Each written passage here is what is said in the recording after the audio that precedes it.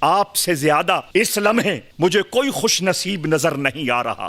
جی چاہتا ہے آپ کے قدموں سے لپٹ جاؤں اور اپنی آنکھیں آپ کے تلووں کے ساتھ ملوں کہ آپ نے 40 دن، اور آپ جانتے ہیں 40 کے عدد کو رب ذوالجلال کی بارگاہ میں کتنی ویلیو دی گئی ہے.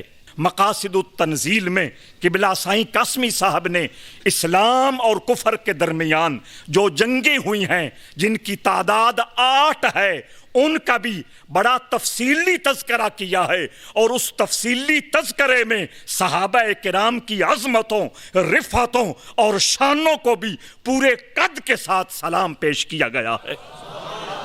اللہ نے فرمایا یہ کلام ہمارا ہے، اس کی حفاظت ہمیں کرنی ہے. اس نے حفاظت کے لیے فرشتوں کی جماعت کا تقرر نہیں کیا، اس نے اس حفاظت کے لیے جنات کا تعین نہیں کیا، اس نے حفاظت کے لیے وادن غیر ذی زرع میں 40 دن سنت موسیٰ پہ عمل کرا کے آپ کو اپنی فوج میں شامل فرما لیا ہے. آپ کے اس عمل سے، آپ کی اس محنت سے، آپ کی اس ریاضت سے امت مصطفیٰ صلی اللہ تعالی علیہ وسلم کو جو فیض پہنچے گا اس کا اندازہ کچھ عرصے کے بعد دنیا کر سکے گی. علم کا اہل سنت سے کوئی تعلق نہیں، عمل کا اہل سنت سے کوئی واسطہ نہیں. تقویٰ اور پرہیزگاری تو اب فرشتوں کے حوالے معاملات ہو گئے. اہل سنت و جماعت تو چاول کی دیگیں بنوا کر اور چند نعرے لگا کر اور چند جھنڈیاں سجا کر اور مختلف لائٹس کا انتظام کر کے جنت الفردوس کو اپنے ٹھیکے کر رہے ہیں. حضرات ذی وقار، ہرگز نہیں، ہرگز نہیں، ہرگز نہیں. ہم نے اپنے اسلاف کی کتابوں میں ایک مفسر کے، ایک سہل انسان کے، ایک صوفی کامل کے اور ایک مرشد کامل کے جتنے اوصاف پڑھ رکھے ہیں، کیا اس فقیر کے وجود میں نہیں ہے؟ کوئی زیادہ سہولیات نہیں ہیں، کوئی زیادہ معاشی حالات مثالی نہیں ہیں، لیکن بہت تھوڑے وقت میں ہر موضوع پر کتنا بنیادی اور کتنا مدلل، کتنا مستند اور کتنا ٹھوس کام اللہ نے اس فقیر سے لے لیا ہے. یہ اس بات کی دلیل ہے کہ مصطفیٰ کریم نے جو فرمایا تھا، ایک طے مکانی ہوتا ہے، ایک طے لسانی ہوتا ہے. معلوم یہ ہوتا ہے کہ رب ذوالجلال نے آپ کو طے لسانی والا مقام عطا کر رکھا ہے کہ اتنے مناسب وقت میں، تھوڑے وقت میں اتنا بڑا علمی ذخیرہ امت کے حوالے کر دیا کہ میرے سننے والوں، تم بھی بزرگوں کو مانتے ہو، ہم بھی بزرگوں کو مانتے ہیں. فرق کیا ہے؟ ہم زندگی میں مانتے ہیں، ہم زندگی میں مانتے ہیں، اور تم قبروں پہ چادریں چڑھا کر اور دیگیں چڑھا کر اور عرس کر کے تم ماننے کی کوشش کرتے ہو. حضرات ذی وقار، میں ہاتھ جوڑ کے آپ کی خدمت میں عرض کر رہا ہوں، ہم دنیا میں اللہ نے یہ جو ہیرے ہمیں عطا کر رکھے ہیں ان کی دل سے قدر کریں. آپ نے 40 دن ایک سہلے، ایک متقی بندے کی مجلس میں گزارے ہیں. اس کی راتوں کو بھی دیکھا ہے، اس کے دن کو بھی دیکھا ہے، اس کے مہمانوں کو ملنے کو بھی دیکھا ہے، اس کی خلوتوں کو بھی دیکھا ہے، جلوتوں کو بھی دیکھا ہے، سارے معاملات کر کے دیکھے ہیں. مجھے یقین ہے کہ آپ کا دل اس بات کی گواہی دے رہا ہوگا کہ رب ذوالجلال نے اور مصطفیٰ کریم صلی اللہ تعالی علیہ وآلہ وسلم نے جو ایک درویش کی اور ایک صوفی کی، ایک سہلے کی اور ایک متقی انسان کی صفات گنوائی ہیں، وہ ساری اس مرد کامل میں چمکتی ہوئی نظر آ رہی ہے. قربانی جتنی دی جائے اس قدر ہی مہربانی کا دروازہ کھلتا ہے.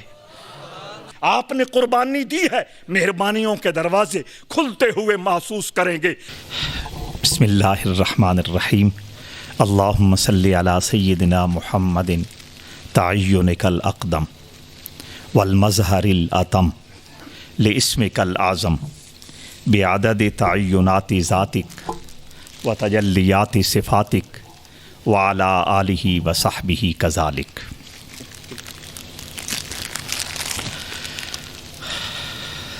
تقریر مقصود نہیں ہے. آپ نے 40 دن قرآن اور قرآن کی تشریح و تفسیر جس اعلیٰ پیمانے پر حاصل کی ہے، اس کے بعد کوئی بھی علمی گفتگو تحصیل، اگلا لفظ آپ بول دیں، تحصیل حاصل ہے، جو پہلے حاصل ہو چکا، جو راستہ پہلے طے ہو چکا، اس کو دوبارہ طے کرنے کی کیا ضرورت ہے؟ میں صرف خراج تحسین پیش کرنے کے لیے یہاں حاضر بھی ہوا ہوں اور آپ کے سامنے کھڑے ہونے کی جسارت بھی کی ہے۔ قرآن مجید کی عظمت و شان کے حوالے سے صرف یہی بات کافی ہے، جو کلام الہی ہے وہ میرا اور آپ کا قرآن ہے۔ قرآن مجید نے مختلف جہتوں سے اس کی طرف نشاندہی فرمائی ہے۔ نتلو علیک من نبأ موسیٰ و فرعون، بڑا واضح جملہ ہے۔ میرا رب ذوالجلال فرما رہا ہے کہ اے جان جاں صلی اللہ علیہ وسلم، ہم نے حضرت موسیٰ اور فرعون کے جو تذکار ہیں ان کی آپ کے سینہ پر تلاوت فرمائی ہے۔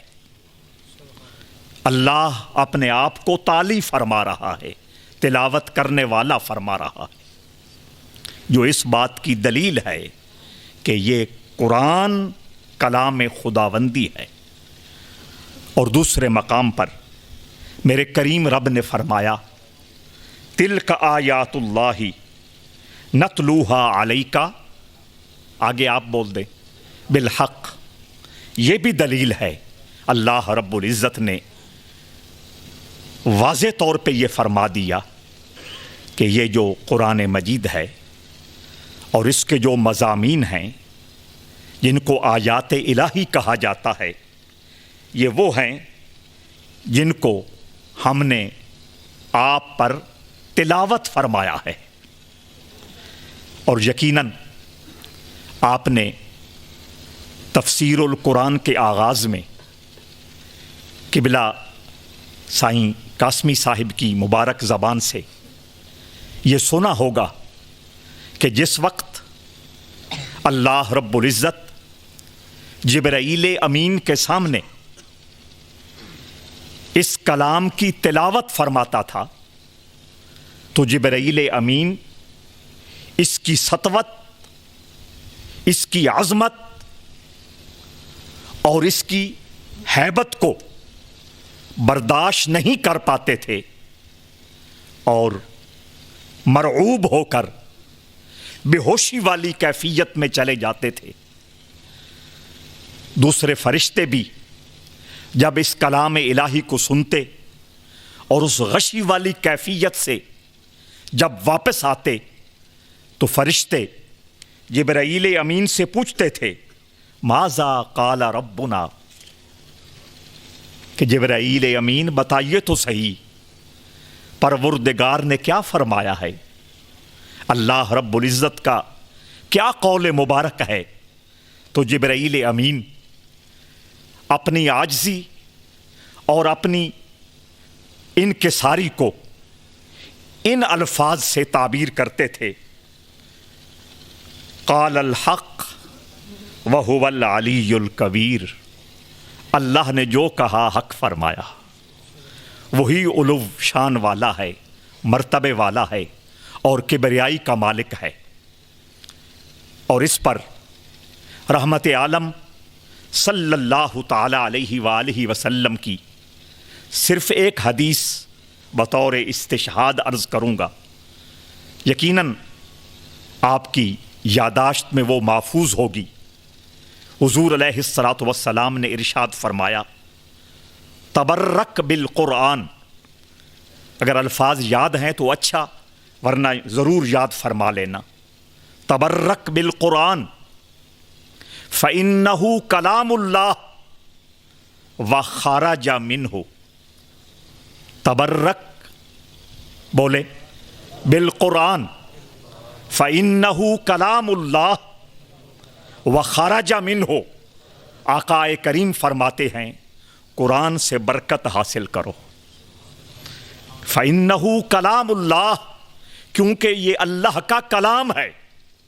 اور اگلے جملے میں اس قرآن کی عظمتوں کو کروڑوں اربوں کھربوں نیاز مندیاں پیش کرتا ہوں۔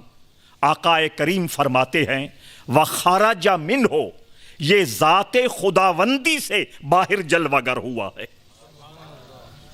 فإنہ کلام اللہ وخرج منہ، یہ ذات خداوندی سے باہر آیا ہے۔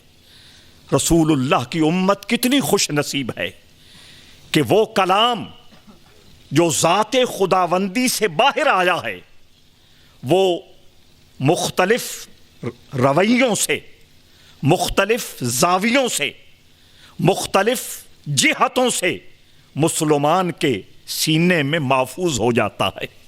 بل ہوا آیات بینات فی صدور الذین اوتوا العلم۔ اور وہ حدیث بھی یہاں ساتھ ملا لیجئے جو رحمت عالم صلی اللہ تعالی علیہ وآلہ وسلم نے فرمایا تھا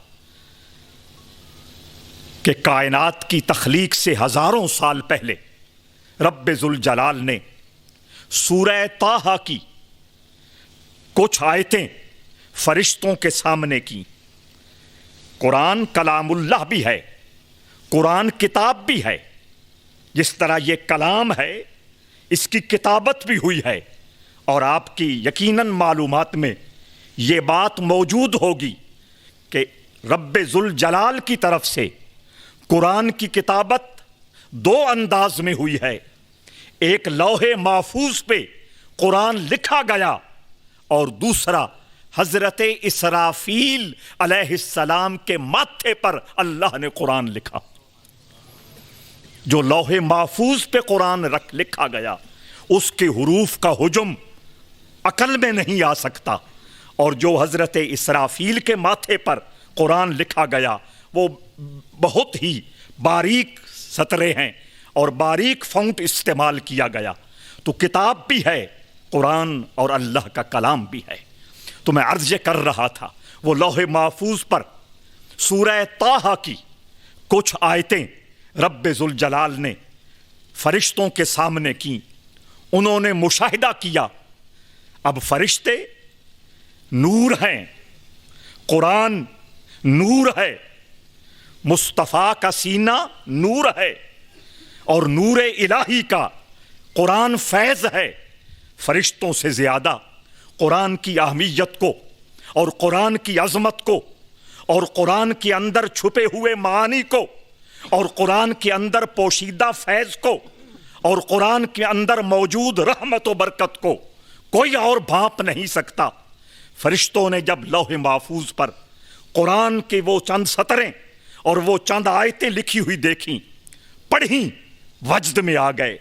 ایک ذوقی کیفیت ان کی طبیعتوں پہ طاری ہو گئی، اور وہ بے سختہ کہنے لگے وہ زبانیں کتنی خوش نصیب ہوں گی جن پر اللہ کا یہ کلام جاری ہوگا، اور وہ کہنے لگے وہ سینے کتنے خوش نصیب ہوں گے جن سینوں کے اندر قرآن محفوظ ہوگا، اور وہ آنکھیں کتنی خوش نصیب ہوں گی جو اس قرآن کی زیارت کرنے والی ہوں گی۔ تو حضرات ذی وقار، آپ سے زیادہ اس لمحے مجھے کوئی خوش نصیب نظر نہیں آ رہا۔ جی چاہتا ہے آپ کے قدموں سے لپٹ جاؤں اور اپنی آنکھیں آپ کے تلووں کے ساتھ ملوں کہ آپ نے 40 دن، اور آپ جانتے ہیں 40 کے عدد کو رب ذوالجلال کی بارگاہ میں کتنی ویلیو دی گئی ہے۔ حضرت موسیٰ علی نبینا علیہ السلام کا ربط باطنی رب ذوالجلال نے جب آسمانوں سے کرنا تھا، علیین سے کرنا تھا، عرش اولا کے ساتھ نسبت قائم کرنی تھی، تو حضرت موسیٰ علی نبینا علیہ السلام کو جو ریاضت کرائی گئی وہ کتنے دن کی تھی؟ 40 دن کی تھی۔ تو رب ذوالجلال کی سنت پر عمل کرتے ہوئے آپ نے 40 دن اللہ رب العزت کے اس لاریب کلام کے لیے اپنے آپ کو وقف کیا۔ قبلہ قاسمی صاحب ارشاد فرما رہے تھے کہ یہاں کوئی سہولیات نہیں ہیں، کوئی خاص رہنے کا ماحول نہیں ہے۔ میں آپ کے خوبصورت ذہنوں میں یہ بات بٹھانا چاہتا ہوں، آپ نے اسی قرآن میں پڑھا ہے، ربنا انی اسکنت من ذریتی بواد، اب آپ کو سمجھ آ گئی ہوگی، بواد غیر ذی زرع عند بیتک المحرم ربنا لیقیموا الصلاۃ فاجعل افئدۃ من الناس تہوی الیہ۔ حضرات ذی وقار، ان آیتوں کا اگر عملاً آپ نے مشاہدہ کرنا ہے اور ان آیتوں کو اگر اس کائنات کے اندر اپلائی ہوا آپ نے دیکھنا ہے اور ان کی فیلنگز کو اپنے دل میں محسوس کرنا ہے، تو ان 40 دنوں سے بہتر آپ کے لیے کوئی موقع نہیں ہے کہ وہ ماحول جس میں بجلی نہیں ہے، جس کا پانی کڑوا ہے، آنے جانے کے راستے نامناسب ہیں، ہر قسم کی جو بنیادی سہولیات ہیں ان سے یہ علاقہ یکسر خالی نظر آتا ہے، لیکن سب کچھ چھوڑ کر صرف ضلع جیلم سے نہیں، پنجاب سے، بلوچستان سے، سندھ سے اور سرحد سے، یعنی پورے ملک سے نیشنل طور پر یہ جو اجتماع ہوا ہے، اس میں قبلہ سائیں غلام رسول قاسمی صاحب کا خلوص ہے، چونکہ رسول عالم صلی اللہ تعالی علیہ وآلہ وسلم نے فرمایا من کان للہ کان اللہ لہ، جو اللہ کے لیے اپنے آپ کو مکمل طور پر وقف کر دیتا ہے، اللہ اس کے معاملات کا خود ضامن اور کفیل ہو جایا کرتا ہے۔ اس حدیث کا بھی مشاہدہ آپ نے کر لیا ہوگا، ابھی وہ ہمیں بتا رہے تھے کہ مجھے پتہ ہی نہیں چلتا تھا کھانے کا انتظام کب ہو رہا ہے، باقی ضروریات کا انتظام کیسے ہو رہا ہے، چونکہ انہوں نے بوادن غیر ذی زرع، اس وادی میں جس میں کوئی سہولت نہیں ہے، اللہ رب العزت کی ذات پاک پر مکمل انحصار کرتے ہوئے اور اسلاف کے طریقے کے مطابق مکمل طور پر اس کی ذات پر توکل کرتے ہوئے ڈیرا لگا دیا اور اکناف عالم میں اپنے خلوص کو سامنے رکھ کر اشاعت کی، اظہار کیا، اعلان کیا کہ میں قرآن کی خدمت کے لیے یہ مصلی بچھا کے بیٹھ گیا ہوں، جو آ سکتے ہیں آ جائیں، آپ منتخب لوگ ہیں۔ حضرات ذی وقار، آپ کی قسمت پر جتنا ناز کیا جائے کم ہے۔ کیا قرآن نے ہمیں یہ نہیں کہا انا نحن نزلنا الذکر وانا لہ لحافظون؟ قرآن ہمارا ذکر ہے، اس کی حفاظت بھی ہم خود کرنے والے ہیں۔ اس کی حفاظت کا ایک انداز قرآن کو یاد کرنا ہے، قرآن کا حفظ ہے، اور حفاظت کا دوسرا انداز قرآن کی جو مراد ہے، قرآن کا جو منشا ہے، اور قرآن جو ڈیمانڈ اور تقاضا کرتا ہے اس کو سمجھنا ہے۔ الحمدللہ مقاصد التنزیل جو حضرت قبلہ سائیں قاسمی صاحب نے ترتیب دی ہے، اور سنا ہے جس طرح کہ اردو ترجمہ بھی اس کا آ رہا ہے، اس میں انہوں نے اس چیز کا بہت زیادہ خیال رکھا ہے کہ مقاصد التنزیل کے اندر کہ حضور علیہ الصلاۃ والسلام کی احادیث سے قرآن کی تفسیر کا سلسلہ زیادہ کیا جائے، اور جس طرح دوست بتا رہے تھے کہ قرآن کی تفسیر قرآن کے ساتھ، قرآن کی تفسیر تقریباً کم و بیش 6000 احادیث کے ساتھ، اور قرآن کے اندر ضعیف موضوع روایات کلی طور پر نظر انداز کر دی گئیں، اسرائیلی روایات سے دامن کو ٹوٹل بچایا گیا، اور اس کے ساتھ ساتھ مناقب انبیاء کرام کا تذکرہ بھی تفصیل کے ساتھ موجود ہے۔ ایک بات دوستوں سے رہ گئی تھی میں وہ پوری کر رہا ہوں۔ مقاصد التنزیل میں قبلہ سائیں قاسمی صاحب نے اسلام اور کفر کے درمیان جو جنگیں ہوئی ہیں جن کی تعداد 8 ہے ان کا بھی بڑا تفصیلی تذکرہ کیا ہے، اور اس تفصیلی تذکرے میں صحابہ کرام کی عظمتوں، رفعتوں اور شانوں کو بھی پورے قد کے ساتھ سلام پیش کیا گیا ہے۔ حضرات عزیز وقار، یہ آپ کی خوش قسمتی ہے کہ آپ اس جماعت میں شامل ہو گئے ہیں جو قرآن کی حفاظت کرنے والے ہیں۔ اِنَّا نَحْنُ نَزَّلْنَا الذِّكْرَ وَإِنَّا لَهُ لَحَافِظُونَ، جس طرح ابھی آپ کو بتا رہے تھے کہ علم، عمل، حمیت یعنی غیرت دینی وہ آپ کا شعار ہونا چاہیے، وہ یہی ہے کہ ہم نے قرآن کی حفاظت کرنی ہے۔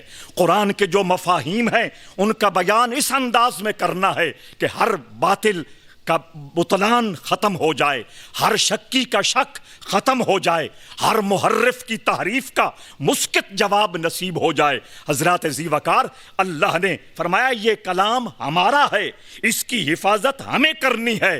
اس نے حفاظت کے لیے فرشتوں کی جماعت کا تقرر نہیں کیا، اس نے اس حفاظت کے لیے جنات کا تعین نہیں کیا، اس نے حفاظت کے لیے وادن غیر ذی زرع میں 40 دن سنت موسیٰ پہ عمل کرا کے آپ کو اپنی فوج میں شامل فرما لیا ہے۔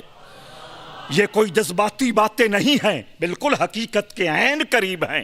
آپ نے کوئی تھوڑی محنت نہیں کی، تھوڑی ریاضت نہیں کی، چلے کرنا، وظائف ادا کرنا، مختلف وظائف کو مختلف طریقوں کے ساتھ، مختلف تعداد کے ساتھ، مختلف اوقات میں اور مختلف شرطوں اور پابندیوں کے ساتھ ادا کرنا، وہ ایک لازمی عمل ہے جو اس بندے کی ذات تک فائدہ مند ہوتا ہے، لیکن آپ کی ریاضت وہ ہے جو متعدی ہے۔ آپ کے اس عمل سے، آپ کی اس محنت سے، آپ کی اس ریاضت سے امت مصطفیٰ صلی اللہ تعالی علیہ وسلم کو جو فیض پہنچے گا اس کا اندازہ کچھ عرصے کے بعد دنیا کر سکے گی۔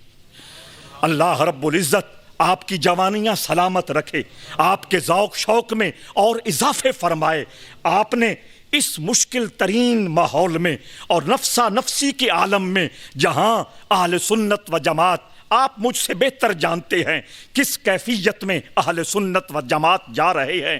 علم کا اہل سنت سے کوئی تعلق نہیں، عمل کا اہل سنت سے کوئی واسطہ نہیں، تقویٰ اور پرہیزگاری تو اب فرشتوں کے حوالے معاملات ہو گئے۔ اہل سنت و جماعت تو چاول کی دیگیں بنوا کر اور چند نعرے لگا کر اور چند جھنڈیاں سجا کر اور مختلف لائٹس کا انتظام کر کے جنت الفردوس کو اپنے ٹھیکے کر رہے ہیں۔ حضرات عزیز وقار، ہرگز نہیں، ہرگز نہیں، ہرگز نہیں۔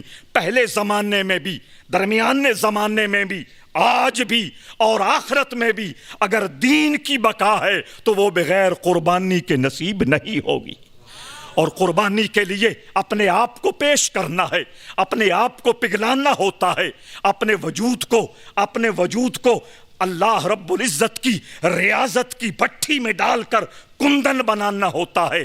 آپ اس فیض کو جو 40 دنوں میں آپ نے قرآن کا حاصل کیا ہے اور جس شخصیت سے کیا ہے، الحمدللہ ہمیں ان پہ ناز ہے، ہمیں ان پہ فخر ہے۔ ہم نے اپنے اسلاف کی کتابوں میں ایک مفسر کے، ایک سہل انسان کے، ایک صوفی کامل کے اور ایک مرشد کامل کے جتنے اوصاف پڑھ رکھے ہیں، کیا اس فقیر کے وجود میں نہیں ہے؟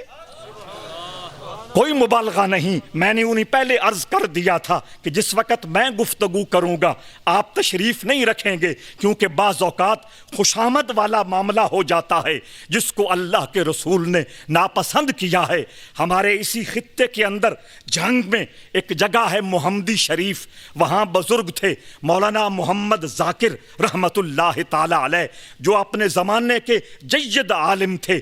پیرا شریف کے دارالعلوم سے پہلے انہوں نے محمدی شریف میں دارالعلوم کی بنیاد رکھی تھی۔ اس میں دین اور دنیا دونوں تعلیمات کا بڑے پیمانے کے ساتھ انہوں نے انتظام کیا تھا۔ حضرت خواجہ محمد ضیاء الدین سیالوی رحمہ اللہ کے مرید اور خلیفہ تھے۔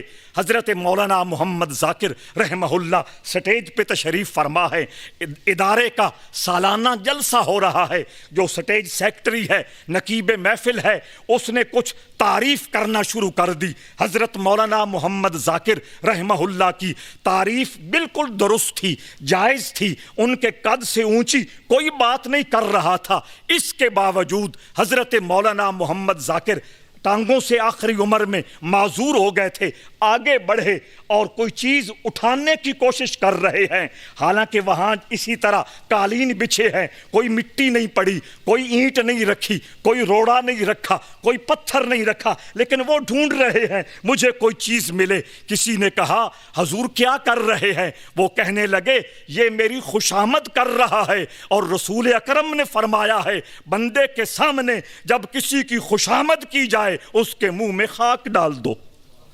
اور ہم سنی کس مزاج کے ہو گئے ہیں؟ ہم تو چاہتے ہی یہ ہیں ہر وقت ہماری تعریفیں ہوں، ہر وقت ہماری خوشامدیں ہو، تقریر کر لیں، نعت پڑھ لیں، اچھی تلاوت کر لیں، مختلف ہیلوں بہانوں سے فیڈ بیک کے متلاشی ہوتے ہیں۔ حضرات ذی وقار ہرگز نہیں۔ میں نے اس لیے عرض کیا تھا کہ آپ اپنے حجرہ خاص میں تشریف رکھیے گا، میں کھل کر درد دل عرض کر لوں کہ رب ذوالجلال نے ہم سب کو قبلہ سائیں فقیر غلام رسول قاسمی صاحب کی شکل میں جو مرد درویش دیا ہے۔ علم میں اپنی مثال آپ ہے، تصنیف و تالیف میں اپنی مثال آپ ہے۔ حضرات ذی وقار دیکھیں، کوئی زیادہ سہولیات نہیں ہیں، کوئی زیادہ معاشی حالات مثالی نہیں ہیں، لیکن بہت تھوڑے وقت میں ہر موضوع پر کتنا بنیادی اور کتنا مدلل، کتنا مستند اور کتنا ٹھوس کام اللہ نے اس فقیر سے لے لیا ہے۔ یہ اس بات کی دلیل ہے کہ مصطفیٰ کریم نے جو فرمایا تھا ایک طے مکانی ہوتا ہے، ایک طے لسانی ہوتا ہے۔ اللہ اپنے کچھ بندوں کو مکان طے کرنے کی کرامت عطا کرتا ہے، کچھ کو زبان کے حوالے سے کرامت عطا کرتا ہے۔ معلوم یہ ہوتا ہے کہ رب ذوالجلال نے آپ کو طے لسانی والا مقام عطا کر رکھا ہے کہ اتنے مناسب وقت میں، تھوڑے وقت میں اتنا بڑا علمی ذخیرہ امت کے حوالے کر دیا۔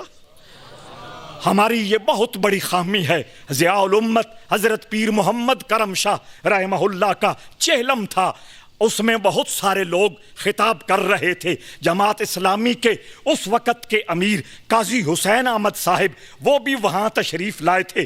قاضی حسین احمد صاحب خود سجادہ نشین تھے، ایک خانقاہ کے بڑے ذمہ دار سجادہ نشین تھے، فکری اعتبار سے مودودی سے متاثر ہو کر اس فکر میں لگ گئے۔ قاضی حسین احمد پیرا شریف میں حضور ضیاء الامت کے چیلم کے موقع پر یہی بات سمجھا رہے تھے کہ میرے سننے والوں، تم بھی بزرگوں کو مانتے ہو، ہم بھی بزرگوں کو مانتے ہیں، فرق کیا ہے؟ ہم زندگی میں مانتے ہیں، ہم زندگی میں مانتے ہیں، اور تم قبروں پہ چادریں چڑھا کر اور دیگیں چڑھا کر اور عرس کر کے تم ماننے کی کوشش کرتے ہو۔ حضرات ذی وقار میں ہاتھ جوڑ کے آپ کی خدمت میں عرض کر رہا ہوں، ہم دنیا میں اللہ نے یہ جو ہیرے ہمیں عطا کر رکھے ہیں ان کی دل سے قدر کریں۔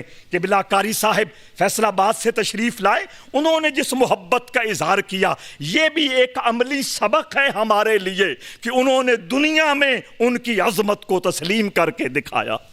تو ہم جو زندہ لوگ ہیں جن کو اللہ نے علم دیا ہے، عمل دیا ہے، اخلاق حسنہ سے نوازا ہے، درویشی والی صفات عطا کی ہیں، ہم ان کے ساتھ لپٹ جائیں، ان کی قدر کریں، ان سے جتنا کچھ حاصل کر سکتے ہیں حاصل کرنے کی کوشش کریں۔ آخری بات کر کے گفتگو کو سمیٹ رہا ہوں۔ بزرگوں نے کہا ہے سائل العلماء جالس القبراء خالط الصلحاء۔ دوبارہ بول دوں، آپ ذہین ہیں، یاد ہو جائے گا۔ سائل العلماء جالس القبراء اور خالط الصلحاء۔ بزرگ کہتے ہیں اگر کچھ پوچھنا ہو تو پکی روٹی پڑھے میاں سے کچھ نہ پوچھو، ایسے عالم سے پوچھو جو سارے علوم و فنون کا جاننے والا ہو، وہ تمہیں مسئلے کی روح سمجھا دے گا۔